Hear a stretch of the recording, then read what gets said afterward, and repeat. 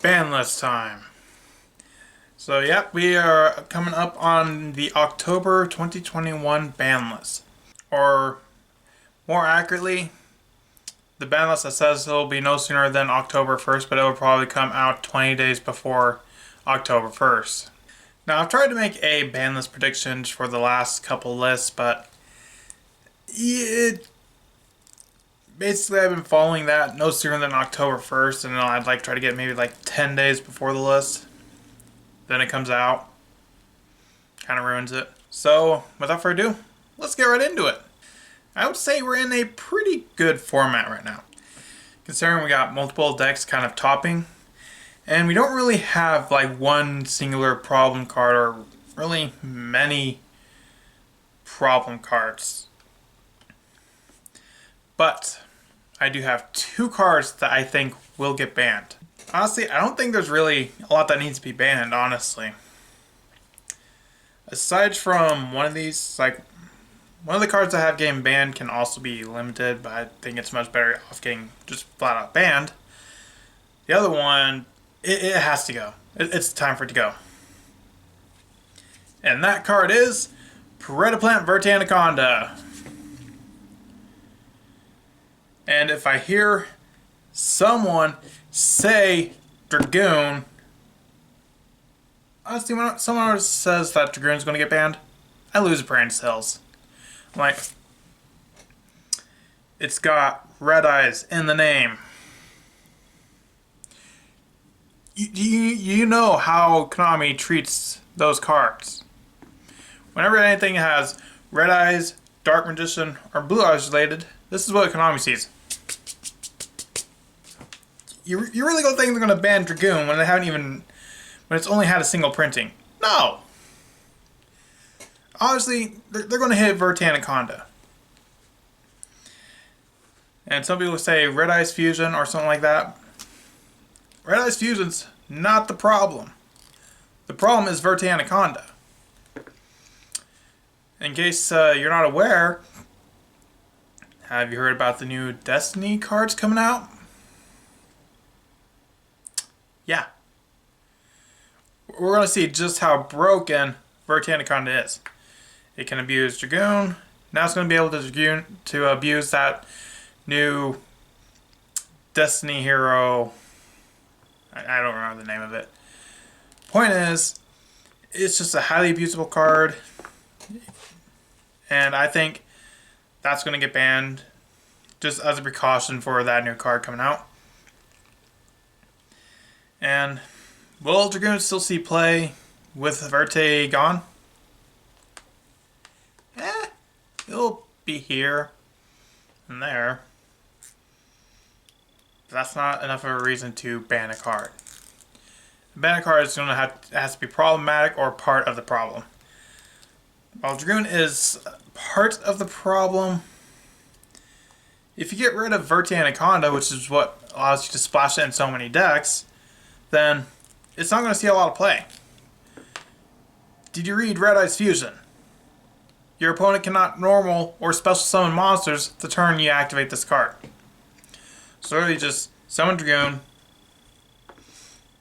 maybe put a bunch of traps down, boom, done. Lightning Storm anyone? Harpy's Feather Duster? Twin Twister, Cosmic, MST, Evenly. So many outs. So yeah, Vertanaconda is going to be the one to go. Next, Eva. Some people are saying it can get limited, but I think we need to go a little bit harsher on it and just flat out ban it. Honestly, I'd rather them just ban the Herald of Ultimateness, because that card is just so abusable. Eva makes it even worse. So I've seen people literally have like 5 fairies in your hand, and I'm like, so basically it's a stronger Apollosa. That's not once per turn. It can literally negate anything. Apollosa just restricts monsters. I'd rather than just flat out ban both, but no one's really talking about Ultimateness, so I feel like that's not on Konami's radar. So I feel like Eva's going to be the one to get hit And I feel like a ban is much more likely than it being just limited. Now that's all I have for the ban cards, just those two. I don't see many bans happening. There might be one more ban, but I think there might be only like 2 bans, maybe 3. Now we move on to the limited list. I have 3 cards getting limited, and 2 coming from banned to 1. First, All Schism. I really think honestly, I'm not too quite sure if they're going to hit All Schism or not, because you know how Konami just likes to baby those Shadow players. Even though we've been calling for years for them to limit Meltdown. At this point, they're not going to hit it. Just like they never read Mystic Mine. But All Schism, I think personally, I think it should just be a flat out ban, but it's probably going to get reprinted in the Mega Tin, so that gives it a little bit of protection. And obviously, they're not going to hit Meltdown, because I guessed that every time, and it never happens. Now, All Schism it's insane, because it basically just allows you to cheat out Winda. And Winda prevents you from special summoning monsters. Well, you can summon 1. That's the problem with All Schism, though. Basically, your opponent summons a monster, then you change Schism, summon the Winda, that counts as their special summon. Well, they special summoned. And then they can't do anything else for the rest of the turn. Yeah, that's very fun and interactive. I just really don't... I'm just tired of the invoked Dogmatica just being around so much. I'd really rather them limit All Schism, Magical Meltdown, and Nadir Sermon all at once. But let's face it, if they were going to limit Meltdown, they would have done it a long time ago. Next, Fire Formation Tanki. It's time for it to go. Now, some people are thinking that it may not get hit, but I'm like, So, Rhoda's at 1. Fire Formation Tanki is a Rhoda for Beast Warriors. Fire Formation Tanki has to go for multiple reasons, in my opinion. First, as with the banning of Eva, that's a hit for Drytron. Of course, we've got to hit Tri-Brigade as well. More specifically, Super Brigade. And Tri-Brigade, like some people think about limiting Fractal, which is a bad idea, in all honesty. Because we do not want to hit Tri-Brigade. Well, I guess Konami probably doesn't want to hit Tri-Brigade. Because they got upcoming stuff to sell. Like Lyrlust, for example. Lyrlust Tri-Brigade is a thing. And if they hit the Tri-Brigades, then do you really think they're going to sell those Lyrlust cards as much? Nah, Konami's going to want that money. And Fire Formation Tanki, it really doesn't really affect the Lyrlust Tri-Brigade at all. It'll go through perfectly fine. Because in Lyrlust Tri-Brigade, you don't run the Zodiacs. But by limiting Fire Formation Tanki to 1, you hit more so the Zodiac Tri-Brigade. And I think at that point, they won't even play Zodiacs anymore. Because you really have to hard draw a Zodiac monster. Or unless you get lucky and open the 1 Tanki. But Beast Wars have just become too powerful, and I think it's time for their generic searcher to go. Next, I have Tribeca Revolt. Well, I was saying that we should not hit Tri-Brigade. Unfortunately, I don't think Tanki is enough on its own to really knock the power level of this deck down. But if we limit Revolt to 1, it definitely lowers it. Because Revolt is really powerful. It's essentially Burial from... Was it Burial from a Different Dimension? Was that the name of the card? I don't know. Basically, you can special summon your banished cards. Yeah, I believe we have a card like that that's already banned. And then it just allows you to immediately link summon. And it works under some Unlimits. It has to go. And yes, you can argue that it is searchable. But with only having one Revolt, unless they draw it, the only way to get to it is through the link to Bear Blum. I'm blanking on the name, sorry. It makes it a lot more inconsistent and a lot less reliable to use that Tribeca Revolt. And honestly, I was thinking that they could probably just outright ban it, but that might be a little too harsh. Now we have the cards that I think can come off the ban list, or well, off the ban section and move to 1. How about Orchids Harper? You brought Mirage Sally back and Engage. And yet Engage is a better card than Harper. Orchids hasn't done anything for, well, more or less ever since Harper got banned. And bringing Harper to 1 is not really going to do it that much. I feel like the deck has kind of been power crept a little. Granted, Orchids is still a powerful deck. It can definitely still do stuff. I feel like the Eternal format, the power level of the decks, the game has just gone past them. Look at Engage, for example. It came back to 1. And are Sky Strikers the best deck of the format? No, they're more of a rogue deck at that. And if they can bring Engage back to 1, I think they can bring Orchids Harper back to 1. Considering that is a part of the combo for Orchids. Rather, Engage is just out of greed. Now next, this one is a kind of a bit more, some people will say yes, some people say no. I'm in the yes opinion, but that is Thunder Dragon Colossus. Honestly, I like Thunder Dragons. They're a pretty fun deck to play. Or I guess more or less, I just like playing Thunders in general. I like playing Batteryman, I like playing Watts. And Thunder Dragon Colossus can also just be good. Good Thunder support. Now, Thunder Dragon Colossus is a very powerful monster with a floodgate effect. It's a permanent Ash Blossom. And I have 2 arguments as to why I can come back. One, I feel like it's kind of a necessary evil. The game has just gone to the power level to where I feel like, honestly, just make Zeus. Boom. Colossus is gone. And we have way more outs to it now. As I said before, Zeus, you got Dark Ruler No More, you got Forbidden Droplet, you got so many ways to deal with that Thunder Dragon Colossus. Now, can Colossus come back to 3? No, definitely not. But I feel like 1 is definitely manageable, you can out it.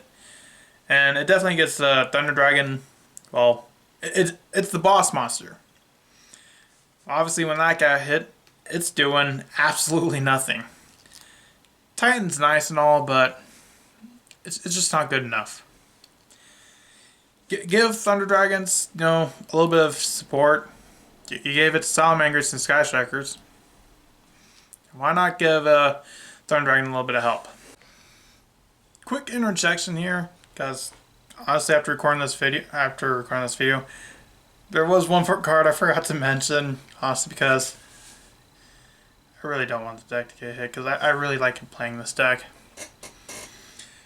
But that is Prank Kids. I was thinking about it so hard before, I don't know how it slipped my mind. And this is definitely a deck that kind of has to be addressed. Someone I could just not even mention in a Banlist predictions. Mainly because I'm not really happy about what people are saying about it. People are saying, oh, you can limit Rooster, oh, you can limit Meow Meow Meow. No!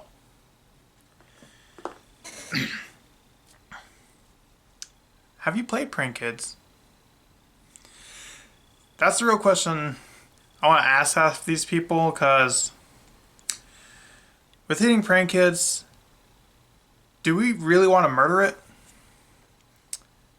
Because hitting Meow Meow Mew and Doodle Doo, It probably won't murder it, but probably won't be seeing it in tournaments anymore. There's actually a much better way to hit prank hits, because with prank hits, the monsters is where it really all starts. Yugioh is really what allows this card to, or this deck to actually compete. If you get rid of it, it's basically it'll go back to being how it was before. Seeing no play whatsoever. And considering it's not the best deck of the format, I feel like that's a little harsh. And people are definitely being a lot harsh to prank hits rather than, the actual problematic decks. I'm looking at Drytron and Tribrigade. With hitting the Doodle-Doo, for example, now that's your spell searcher. And while I see arguments for both these, there's a much better way to hit prank hits, reduce the consistency, and not kill it. And that is Prank Hits Plan. I have this card getting limited, although, and perfectly honest, I think I kind of left off because I really don't think it needs to be hit whatsoever. But Prank Hits Plan used to be a requirement. With Meow Meow Mew now, it is essentially a extender. And by getting rid of that ability to extend, it makes the deck a lot more consistent. I guess allow me to explain. So with prank hits, you summon a prank kid. Then you link it into Meow Meow Mew. Then you search out another prank kid. Then you go into Doodle-Doo. And then you search out another prank kid. And basically what you're trying to build up to is that Battle Butler. Now, if you eliminate, let's say you don't have Prank Hits Plan, the chances of you actually getting into that Battle Butler go down quite a bit. Because you may have 2 of the cards needed for the Battle Butler, but Prank Hits Plan is really helpful in getting that 3rd one, or just allowing you to extend. So I really think if you're going to hit Prank Hits, you got to hit the field spell, limit it to 1. You can even ban it. But by doing that, Prank Hits will still be alive. It'll definitely be less consistent. And yeah, I have plans getting limited to 1. Now we move on to the semi-limited list. Now some people hate the semi-limited list. I honestly don't really understand why. I view it as quite necessary, in fact. Basically to move things to... Basically, before things get moved to 3, they can get moved to 2 to kind of like test those waters. And I feel like that's quite necessary in some cases, because I guess they don't use the right cards for it, more or less. Because there's some cards I feel like they should definitely put to 2 before 3, because they may be able to be very abused. Like Morphing Jar, for example. That's a card that I think can come back, although I don't have it on this list. But that would be something you'd probably bring to 2, just to kind of test to see, like, is Empty Jar still a viable strategy? Personally, I don't think it is, honestly. So, I have 4 cards on the list. First up is Called by the Grave.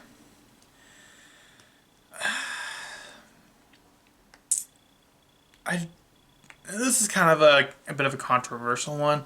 Some people want to come back to 3. Some people want to get banned. As for those people who want to get banned, why? I feel like Called by the Grave is a very necessary card, considering we have so many hand traps. Now, on one argument, I can see why getting rid of Called by the Grave could be helpful, because it prevents your opponent from hand trapping you, so you can make this impossible negate board. That part of it, I can understand it. But sometimes those hand traps can just be way too problematic on themselves. So it's kind of a pick your poison. Because I feel like the hand traps don't really allow you allow for a whole lot of interaction. They don't really, especially more or less because I play more on the casual side than I do competitive. Like, I'll take a casual deck to a competitive environment. Like, I took Karibos to a tournament once. So playing those casual decks where one Ash can probably just flat out kill it, it's definitely rough. So it's kind of like an argument between competitive players want it gone. However, people on the more casual side on the more casual side of the game want it back. So it's really kind of hard to really say that one. Basically, some people want it to 0, some people want it 3. I think it should be me at 2, kind of test and see where things go from there. The next one, Dynamite Knight. As much as I would like to see Masterpiece back at 1, I don't know if they'd honestly do it. Although I think it can come back to 1, in all honesty. 3, yeah, no.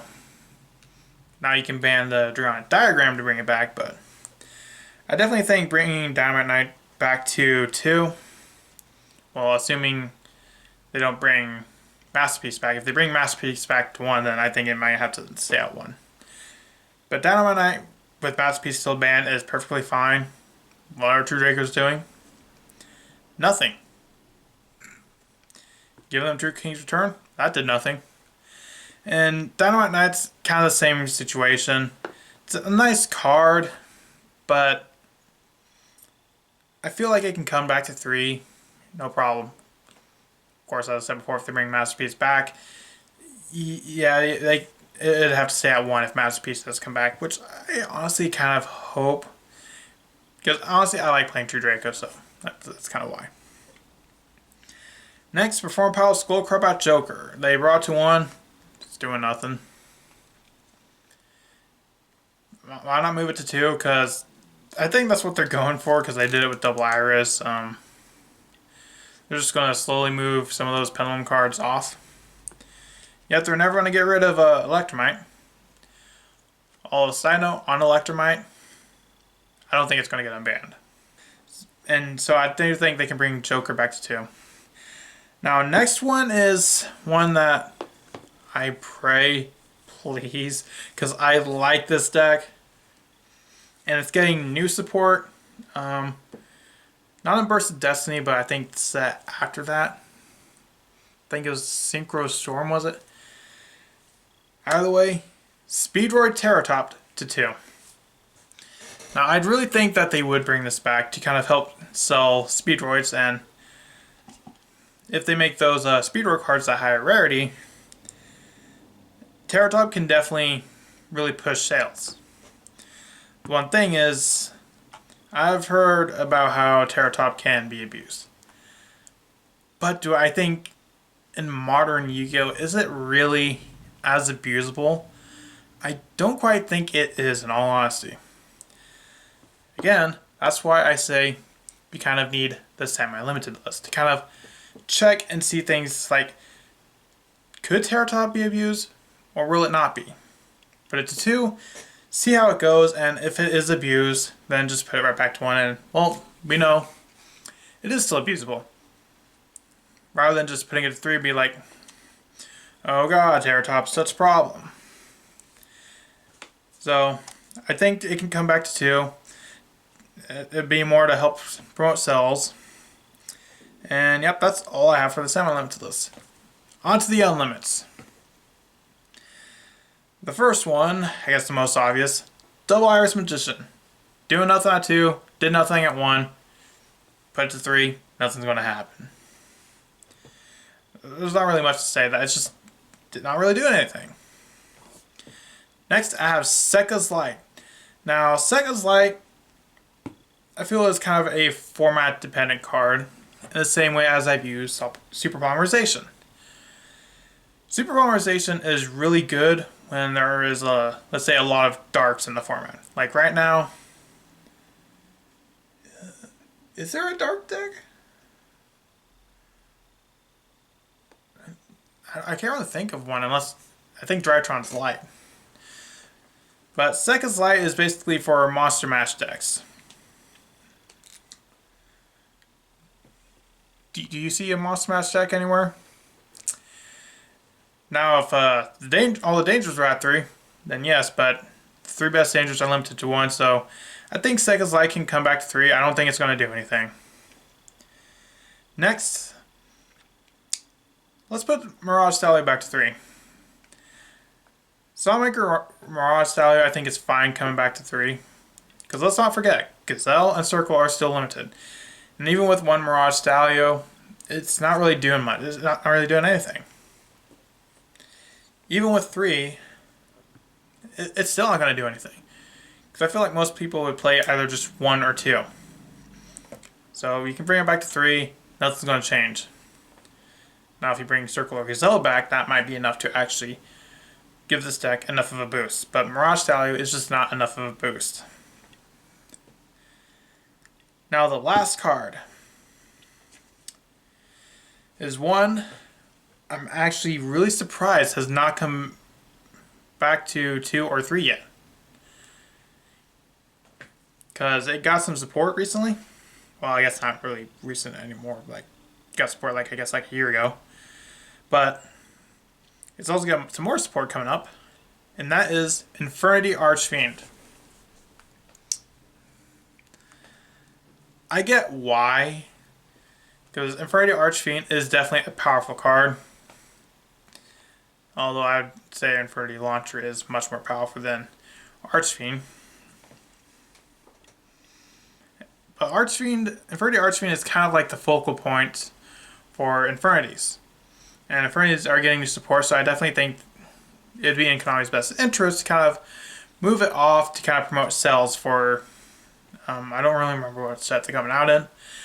I think it's Burst of Destiny, not really sure. Now, you could argue whether bringing this one back to 2 or 3. I think it can go either way. But I feel if Infernity Launcher is still at 1, they can bring Archfiend back, no problem.